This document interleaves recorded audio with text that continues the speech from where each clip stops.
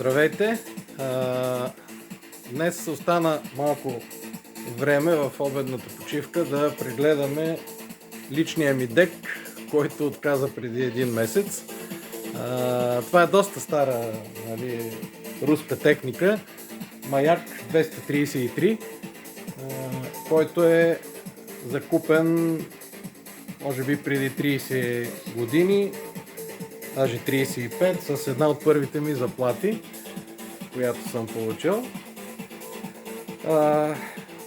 Изпълнението вътре е железно, в общи линии. Руснаците на времето са правили доста тежки железни неща, които са здрави. В течение на времето са правени различни дребни ремонти.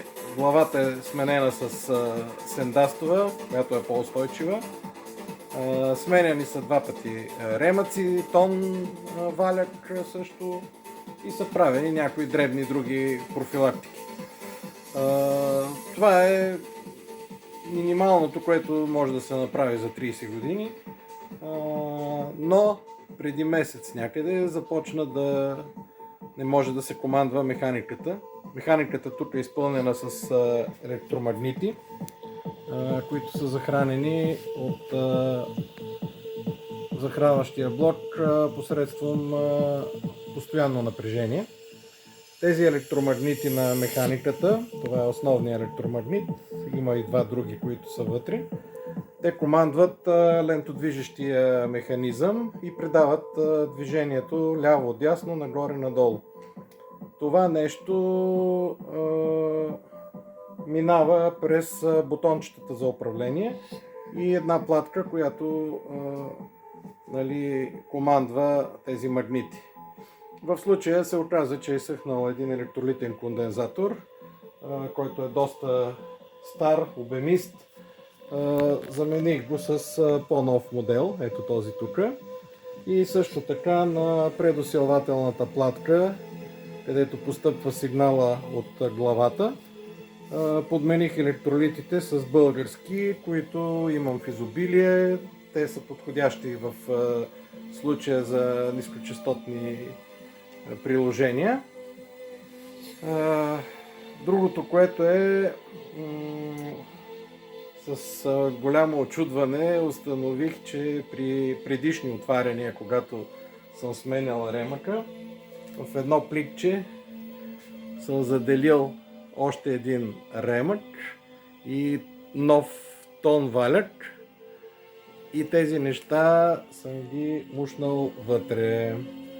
При отварянето се почувствах много така радостен, че имам резерви, които наистина бях забравил. И в общи линии това е среден клас дек, но за домашно ползване, за времето, което си е използван, е в много добро състояние и върши чудесна работа. Външният му вид не е нищо особено. Лицевата част представлява това. Индикаторът е интересен, в общи линии е хубав. Другото, което е предимство, е хубаво, че имаме книжка, имаме схема, което е безценно при правене на някакви ремонти от хора като нас, за да можеш да премериш нещата, да видиш кое на къде отива като сигнал и така нататък. В момента съм включил два малки говорителя.